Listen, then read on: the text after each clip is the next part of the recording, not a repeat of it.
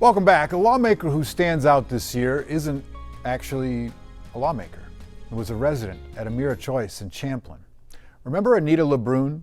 After her unforgettable testimony asking legislators to let senior homes host happy hours, Governor Tim Walz has now signed that bill into law. It means seniors living in these facilities can soon raise a glass together at social events. Here's Heidi Wigdahl.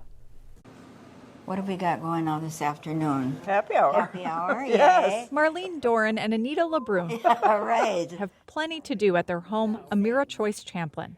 That includes all their social events. Yep, we always have good treats, good food for every occasion. But what they didn't have was a happy hour that made everyone happy.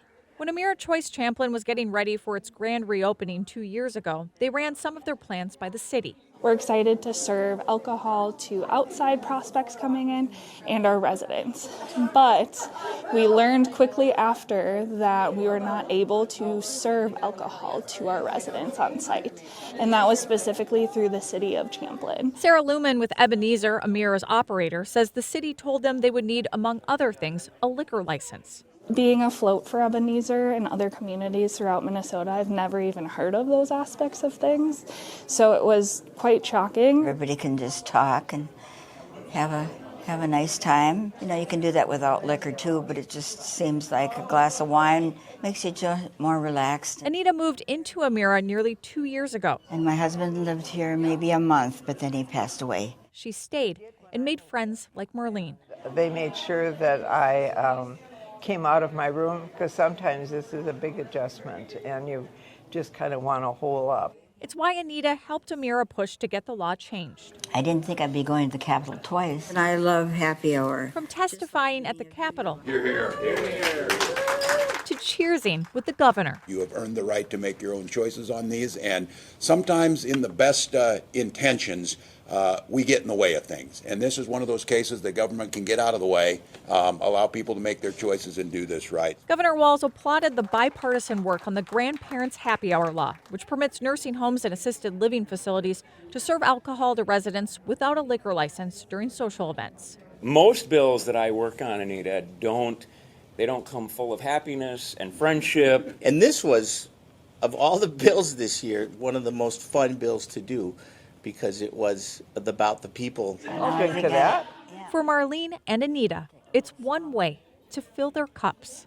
It affirms that living in assisted living doesn't mean giving up everyday pleasures or independence. Personally, I'm excited now that I can enjoy a glass of Pinot Grigio with friends during events and make these moments even more special. Beautifully said.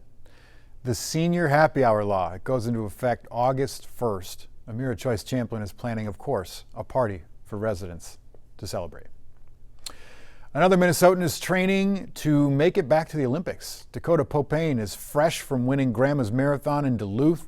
The celebrated distance runner now eyeing her second Olympic run in 2 years. Jessica Hart caught up with her today. Draping the American flag around her shoulders. To compete on home soil would be the dream. Is a dream Dakota Popane races toward every day. Making an Olympic team for the marathon is super challenging. There'll be about 150 women vying for 3 spots, but I did it obviously in 2024, and I'll certainly be trying to do it again in 2028. She finished 12th in the women's marathon at the 2024 Paris Olympics and was a top finishing American under her previous name, Dakota Lindworm. I think the thing I learned most in Paris is that I get to belong on any starting line that I choose to be on. I feel like my confidence has soared through the roof since competing at the Olympics, and hopefully that helps me get to LA too, just knowing like I've done it before, I can do it again. 2 years from today will be the opening ceremony for the LA 2028 Olympics. We think deeply in 4-year cycles because we center our world around the Olympics. So I know pretty much all the races that I'll do between now and the Olympic trials. I'll really start to ramp up about this time next year, focusing on the Olympic trials. It's a pace not many can match, but it's propelled her across the finish line. Her latest win this year, Grandma's Marathon. I think like it kind of brings me back to wanting to be at LA and compete there. Like you get that hometown feel. A hometown feel she hopes to experience from the course as she trains for LA 2028. The U.S. Olympic trials for the marathon event will be in St. Louis, Missouri. She can't detail what races she'll be doing leading up to the trials, but she can for sure say that she'll be back at Grandma's next year. Well, the state flag debate has flown a new direction today, and this is in Champlin. Remember that city council voted to fly the old state flag earlier this year. Now they're not flying any flag at all. Here's Champlin City Council member Jessica Tesdale on the controversy. I think we got there because folks just kept coming out. It kept being a divisive situation to the point that there was, death threats in people's mailboxes and, neighbors fighting with neighbors.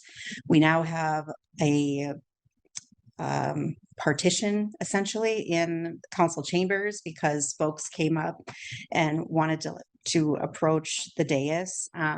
So it just has changed for sure the culture in Champlin to the point that people have felt that we are a city that isn't inclusive, which is not, just breaks my heart. Stick with us. We got more news and weather coming up after the break.